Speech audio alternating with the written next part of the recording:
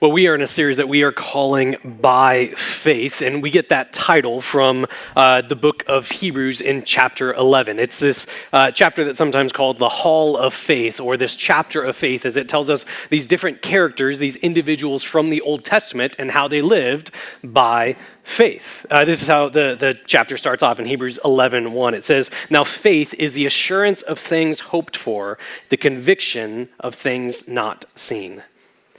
And so as we look through this chapter, it shows us all of these different people and how they lived by faith. And that's such a great gift to us. As we see their examples, as they demonstrate to us what faithfulness looks like, we are so desperate for examples like that. There's times that we are discouraged or we don't know what it is that God has for us. So to have these pictures of faithfulness are an incredible gift to us.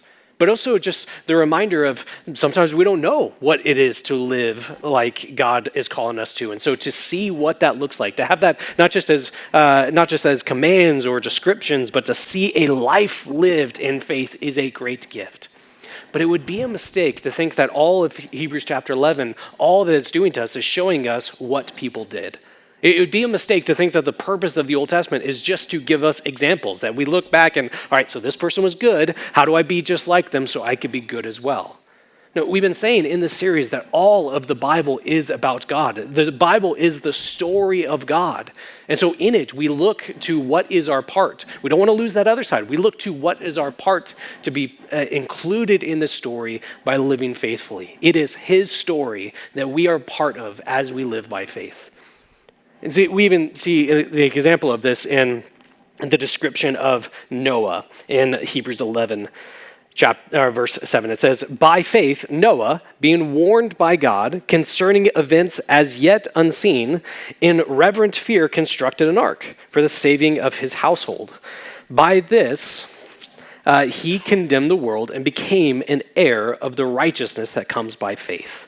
Even in talking about this description of Noah as this man of faith, of what he did in response, he didn't see what God told him was going to happen, yet he lived faithfully. Even in talking about Noah, it is all about God in this verse. God is the one who warns him. God is the one who gives them the way to be saved. God is the one who does the saving work.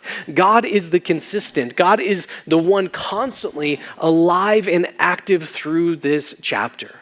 Alive and active through all of the Old Testament. He is the one ultimately at work. We see this example of faithfulness that comes because it's in light of what God has done. So how do we live by faith like Noah when we see that it's our God at work? Well, this is a great, this is where the story of Noah is great as a reminder for us of how we live our part of God's story. But I want to catch us up in the story so far. So we see in the beginning, God created everything and he gave us everything, and everything was given to point us back to God. But we turned away from God, the God that we were meant to be with, that we were made to live alongside of him, that is who we need for all of life. We turned away from him, and that led to everything being broken. There is not one thing that is avoiding impact from sin. All of this world is not the perfect place that it was meant to be. And this we see first in Adam and Eve, the first humans, as they turn away from God, and yet it continues in every single generation that follows them. Even that first generation, one generation removed from being in the perfect garden, we see the children of Adam and Eve do something unthinkable. One generation from perfection, and we have the invention of murder. And this idea of pain and sorrow and suffering and brokenness continues and builds in every generation from them, to the point that we get the world is full of this brokenness. It looks nothing like the goodness that God said it was when it was made. This is Genesis 6, verse 5. It says, "The Lord saw that the wickedness of man and women," if I'm going to say brothers and sisters all the time, we're going to include both of us as being wicked in this one too. "The wickedness of man and women was great in the earth, and that every intention of the thoughts of his heart was only evil continually." Only evil continually. This is not a passive verse. This is not, I wonder what it's saying in this. It's speaking of the fact that humankind had turned so far away from God that it looked nothing like how God had made it to be. And if you look at the context of these verses, if you look at the first few verses of Genesis chapter 6, You're going to have some questions because it's probably one of the most difficult passages in all of the Old Testament to understand what's being said here, but we can at least glean from it of what was going on. There's violence, there's killing, there's taking from others, there's the abuse of creation, there's the abuse of other people. It is just full of atrocities, full of horror. It does not look like the place that God had made. And that is where this author says that the thoughts of every person was only evil all the time. And the response of God was to send a flood. Now, this is a hard story to read. I feel like most of the time that I'm spending this morning is addressing issues or questions that we might have of the story, but that's because it is such a difficult story to read. Well, except for kids, because we always include it in our kids' Bibles with smiling animals and stuff like that. But if we were to grasp what God is doing in this story, it's horrifying to think about. This is verse 6. It says, "And the Lord regretted that he had made man on the earth, and it grieved him to his heart. So the Lord said, I will blot out man whom I've created from the face of the land, man and animals and creeping things and birds of the heaven, for I am sorry that I have made them." This is so difficult to read, that God has created humankind. God had created men and women, and it had gotten so far away from the purpose of creation that it looks nothing like what he said was good, looked nothing like what he made to be perfect, looked nothing like all that God had given to this world. It is completely reversing what God had called for humans to do. God made man and women to be with him, and yet we turned away, denying the purpose of our creation. God included men and women in the work that he did. He made this world and said, go and have dominion over it. Go and be part of it. Go and enjoy what I've given to you. And rather than enjoying and stewarding creation, men and women were abusing and misusing creation. God made all humans in the image of God, saying that every single person has value, dignity, and worth. And what the story shows us is that didn't stop when Genesis 3 happened. That didn't stop when sin entered the world. We did not lose that. It was marred. It was hard to see. But God still says that all humans are made in my image in this very story. And yet, while God has given us this value, dignity, and worth, we abuse and misuse other people. We completely go against all that God has given in this world to the point that it looks nothing like what he made. And so he responds to that with bringing this act of justice. Now, I really want to frame this story in that understanding, because there's different ways that we might read this, different ways that we might understand it. But it's important to see that what God does in this story is not him just merely bringing damnation. It's not him bringing the obliteration of people, but him doing what is right, doing what is needed. Because creation no longer looks what it is. Creation is in rebellion against him. This isn't him flying off the handle. This is him doing the just and right response to bring about the restoration of all things.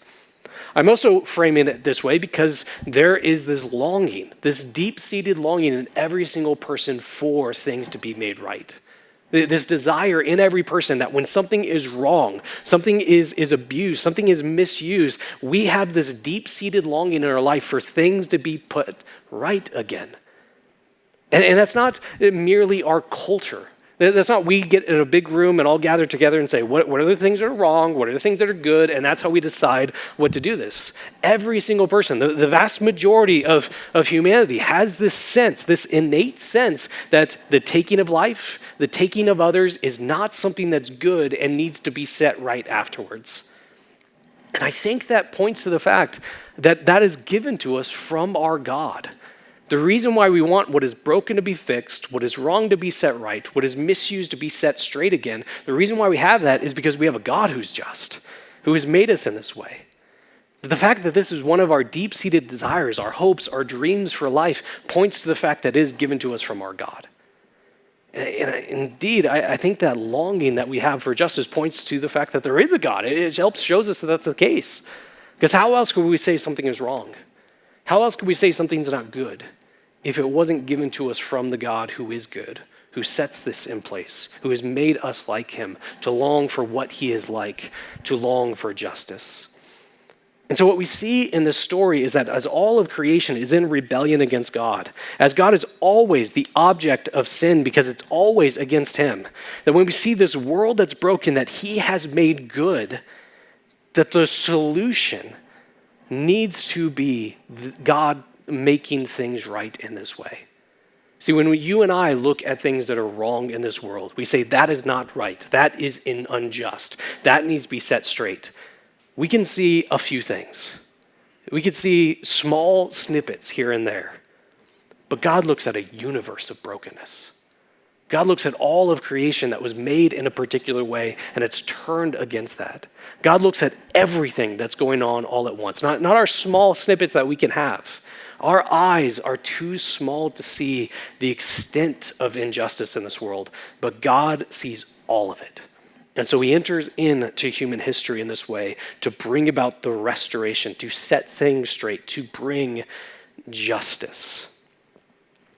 Often when there's injustice, we want to set the rules for it. This is what it looks like. This is what it must be to set things straight. But again, our eyes are too small to see the extent of it. God, in this story, in human history, sees everything that's going wrong. Where you and I might want to fix for what's wrong, God sees that the only true fix is a flood. Now, one more speed bump that's probably helpful to clean up on this is the language that's used here when God talks about it. It says that the Lord regretted that he made man.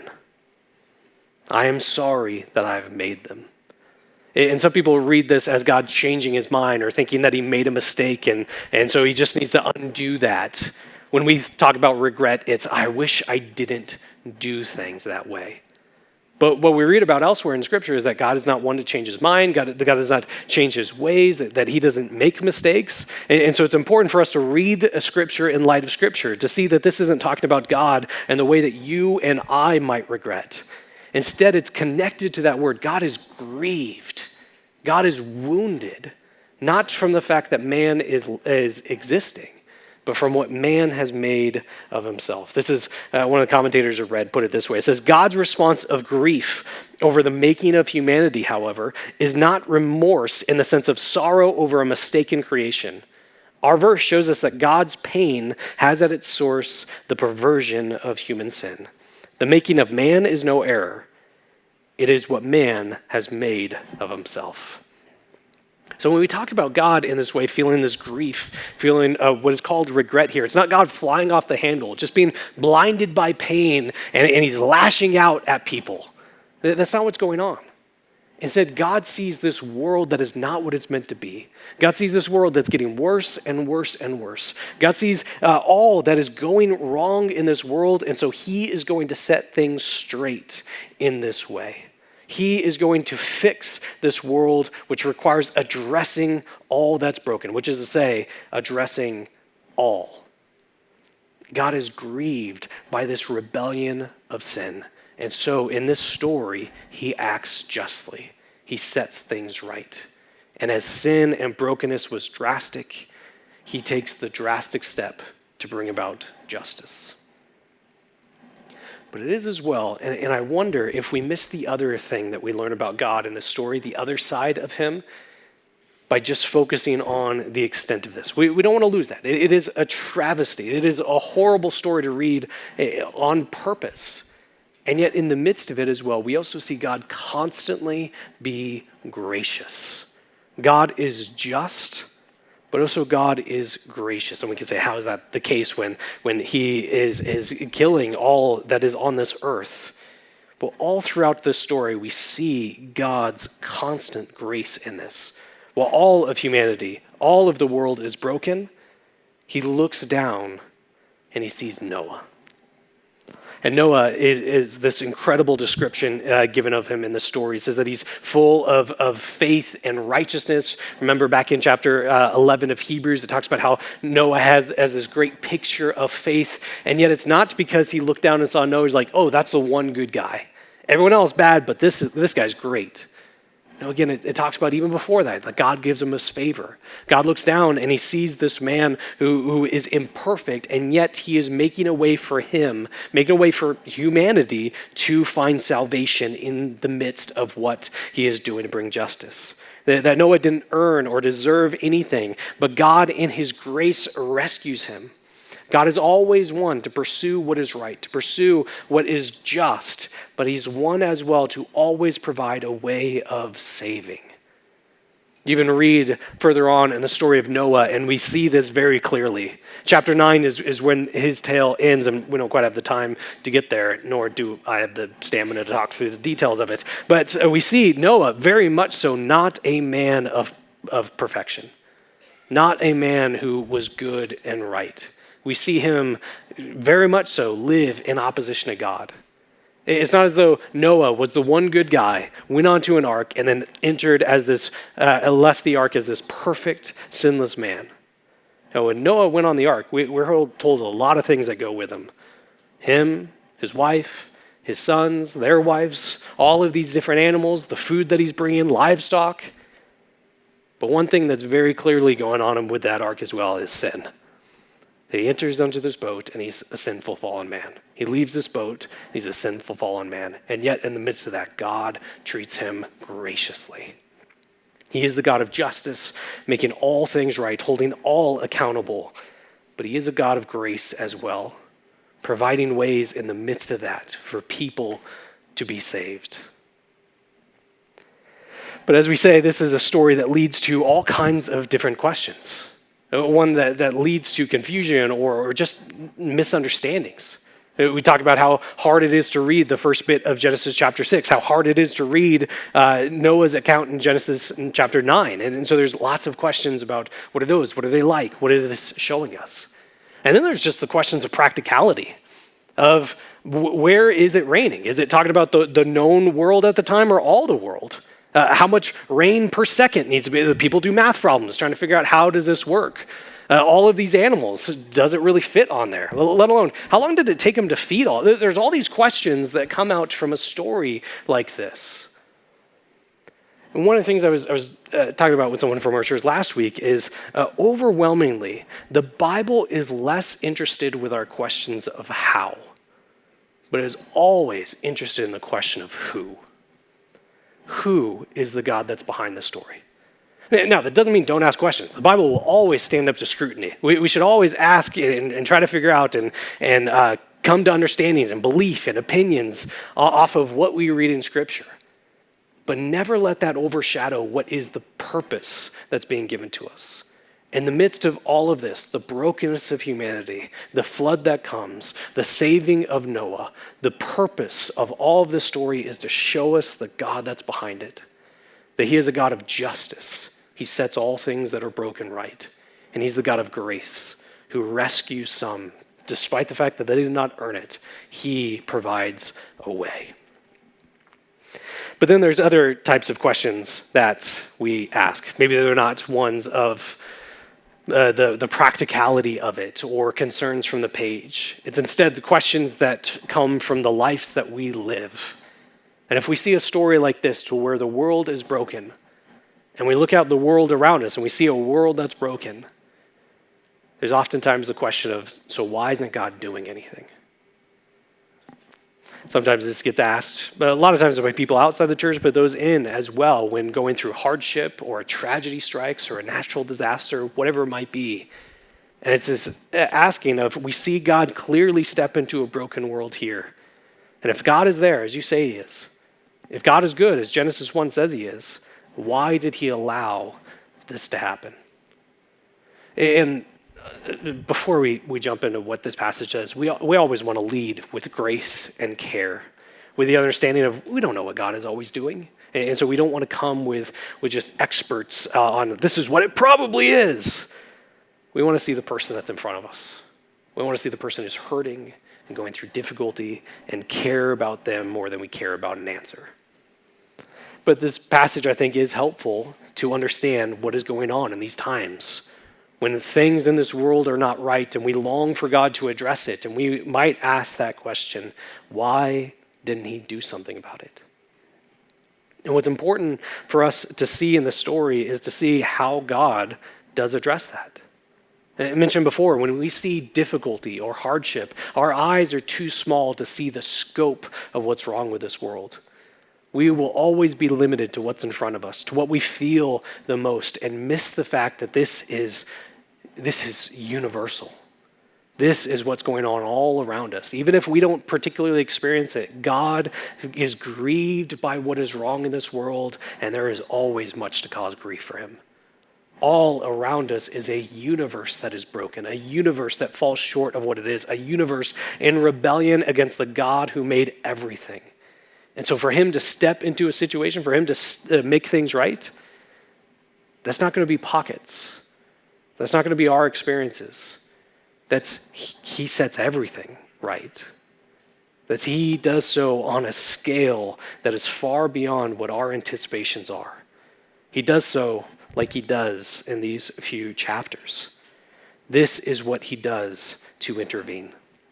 I mean, think about what was said about Noah's generation that we read in chapter 6, verse 5, that the thoughts of every person was always evil all the time. Was that just because of his generation? I mean, maybe we want to give ourselves a bit of a doubt, and we would say it's not always evil all the time, but in my heart, in your heart, and the hearts of those around us, evil would still be a pretty continual theme, especially in relation to a perfect, holy, infinite God that we were meant to always be with. See, what we read about in this story is not the worst moment of human history. This is finally when things got so bad, and it's never been like that before or since. That's not the story. It's a story speaking broadly of all people.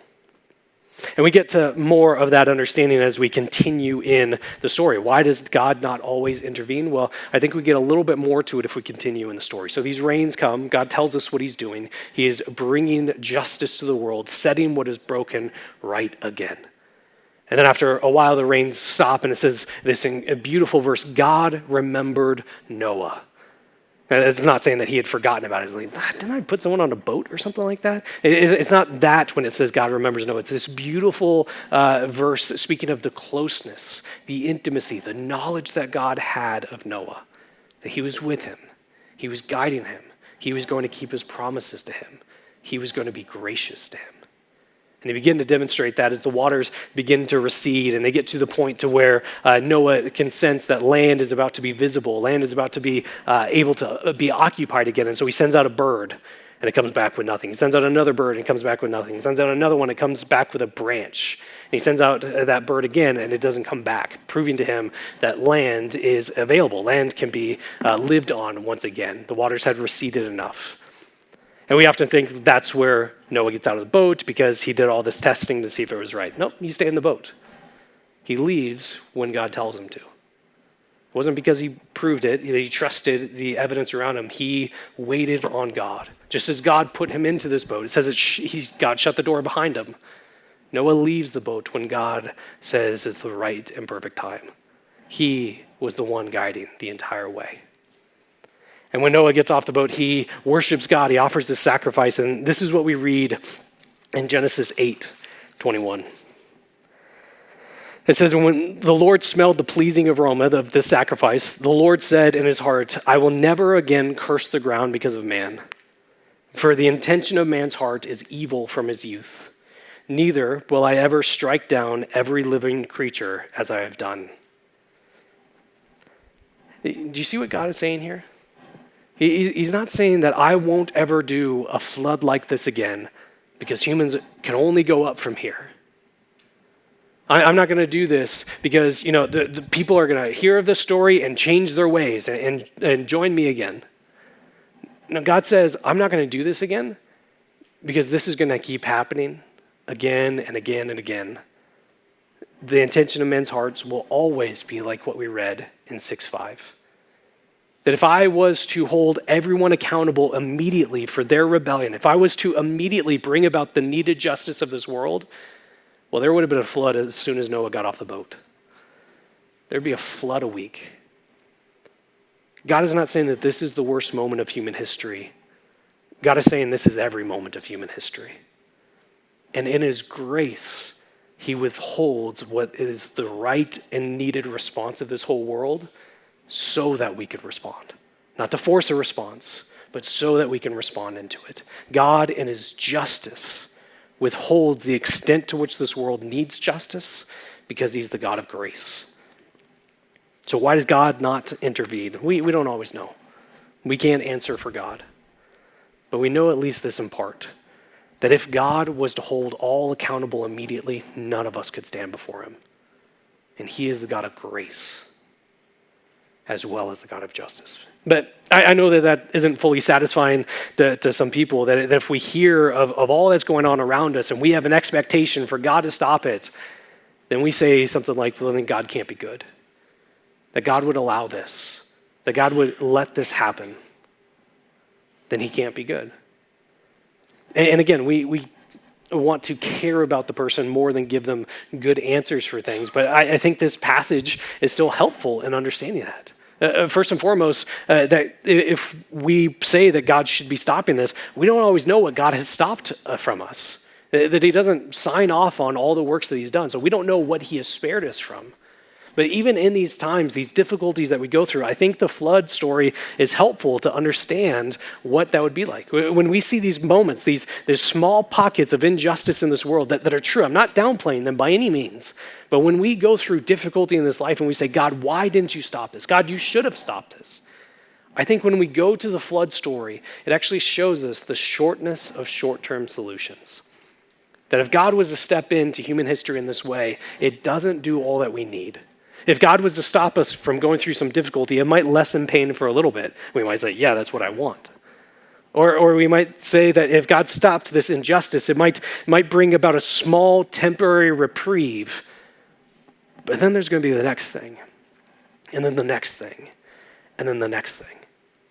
See, when God says that I'm not going to do this because this is what always is going on with humankind, he's showing that the flood is merely a short-term solution. What it should create in us, when we read this account of God bringing about justice in this world, we just say, we need more than this. When we read the story of the flood, which sounds repulsive to some people, which sounds horrifying, and it is horrifying, it should actually make us see this isn't enough. This isn't big enough. That if we were truly to understand how broken this world is, how much injustice runs rampant throughout, it would lead to us longing for more, not less than this story. This quote from Miroslav Volf. He's a theologian, professor at Yale. He's originally from what was then called Yugoslavia, and had this quote lined up that I was going to use from this book that he wrote coming out of the Yugoslav wars of the 1990s and all that was going on in there with the ethnic cleansing and the military crimes and censorship and all the atrocities that were going on in the 1990s. And I cut the quote because it was more graphic than I think many of us wanted on a morning like this. But essentially, the gist of his quote says that it's in the quiet of the suburbs, especially in the West, that the expectation or desire for God as judge lessens. It wanes. But it comes in full force when one sees the full force of what humans can do when they turn away from their God. That if we were to understand, not just have our eyes that are too small to see what is truly broken about this world, we would long for God to bring about justice. Because this is not the picture that we read about last week. This is not a perfect world. This is not a world where we are able to be with our God. There is so much that's wrong. So much that feels like it's always evil all the time. And yet, even in a story that's full of judgment, is full of grace. Because God is the God of justice and grace. I mean, you think about it. Just read through the story, seeing how is God working in the midst of it. God is with Noah on the ark. He closes him in the end of it. That's the final step to this. He closes the door behind Noah, showing that he is with him. That the reason why Noah is able to survive this flood is not because he's really good at making boats, It's because God was with him throughout. I mean, you just read through the story and you see story after story of God's grace. See, it's God's grace that saves Noah. It's God's grace that preserves Noah. It's God's grace that remembers Noah. It's God's grace that brings him out onto dry land.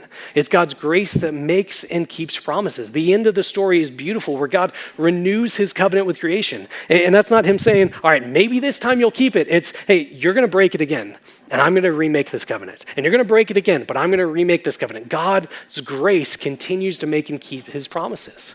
God's grace means that he does not stop with Noah. You read chapter 9 and you see Noah's family is broken because of his alcoholism. And God does not stop with Noah because of that. God does not stop with his family because of it. This story is coated, drenched in the grace of God for Noah.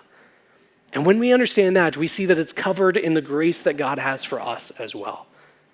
That just as it was not Noah's ability that made him safe in the waters, it is not our ability that saves us either. It is entirely by God's grace. He is the one working in our lives. He is the one who looks down on us as imperfect, broken people like Noah was, and brings about saving grace. It is God's grace that he does not enact justice on all of us immediately when it's due. And what that means is that as long as there is breath in our lungs, we are not too far gone. We can always turn to this God who is the God of justice and grace. But it's God's grace as well that he will not leave all that's broken in this world that way. He will not all that fails remain broken. He will not let all that is unjust remain in that way, but he will hold all things accountable. Because every day that God is not sending a new flood is a picture of his grace. But that does not mean that he is overlooking what's broken. It does not mean that he is ignoring what goes against what he has made. He will set all things straight. That's one of the most beautiful promises of Jesus before he dies, before he ascends to the right hand of the Father. He says, I'm coming back. And when I do so, I am coming as the judge to make all things right. When I do so, I will restore all that's broken. A day is coming. I'm not doing it now. You can turn to me now. By grace, you can turn to me now. But I'm not holding all of this world accountable, but I will. I will set everything straight. Jesus says that when he returns. And the language that he used to build that anticipation, the story that Jesus calls back when he says, I will return, he says it will be like in the days of Noah. We read about that in Matthew 24, Luke 17, 2 Peter, and a bunch of different places, but mostly chapter 3. All of it says it will be like in the days of Noah. That he is coming, that he will hold all accountable. And as he does so, as he says, I am coming back to bring justice for all, not some short-term solution, not some small fix, not a pocket that's been released, but all things being set right. As I do so, be ready. Stay awake. Don't get caught off guard. And this is where the story of Noah is so helpful for us, that we hear of a man who was not perfect, but he imperfectly lived by faith. That was not righteous in himself, but sought to be faithful to God who is always working. That as we look at Noah, he is a man who is ready, who lived by faith. And so when Jesus says to be ready, what does that mean? How do we be ready for this day that he comes back? Let's do what Noah did, to live by faith. Remember Hebrews 1:1, that faith is the assurance of things hoped for, the conviction of things not seen. So what does it look like to be ready? It's to have this faith. It's to trust that he is coming back to set things right, even on the days when we don't know if he truly is. When we're just overwhelmed, we can't trust, can things truly get better? It doesn't seem like it. We still have this trust of things hoped for. That while we don't see it, we have this faith that he is coming back. To be ready is to know that even when we're overwhelmed by what's broken around us, that he is coming to set things right. To have faith is that even as we look at our lives and say, there's no way that God would look at me and say him or her, to trust, yeah, and it's not about that. It's not about what we could do with our lives to earn from God. It's to see God is gracious and he's granted to us his favor, his saving work. He has done it all.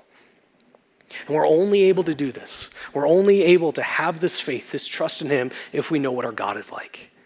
that he is the God of justice. He will make all things right.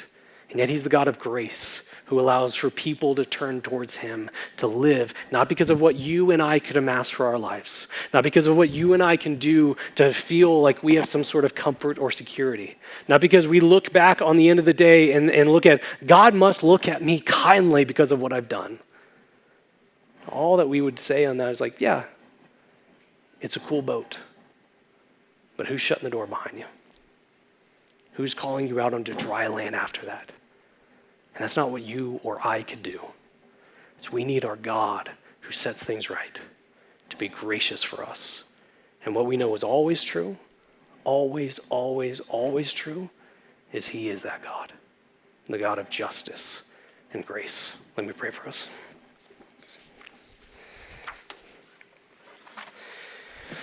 Father, it's a hard story. It's hard to understand the details that are included within it. It's hard to grasp the severity of this work. It's hard for us to trust when we see days when we long for you to step in and intervene, and it doesn't feel like that's happening. And yet, in the midst of this, we are told what is constantly true. And a story that looks like there's too much that's broken, and a story that feels like this is overwhelming, and a story that feels at the end of it like nothing has changed. We see what is constant throughout is that you are there. You are working in and through your people. You are always working to make things right. You are always providing a way for saving, not that we earn, not that we deserve, but because of your grace entirely. And that is how we're able to live in this life. We want to respond by faith because we see that you are constantly faithful. Faithful to who you are, faithful to who you've made. And so we want to live as part of your story. And the only way that we can, through your grace. So it's to you and you alone we pray.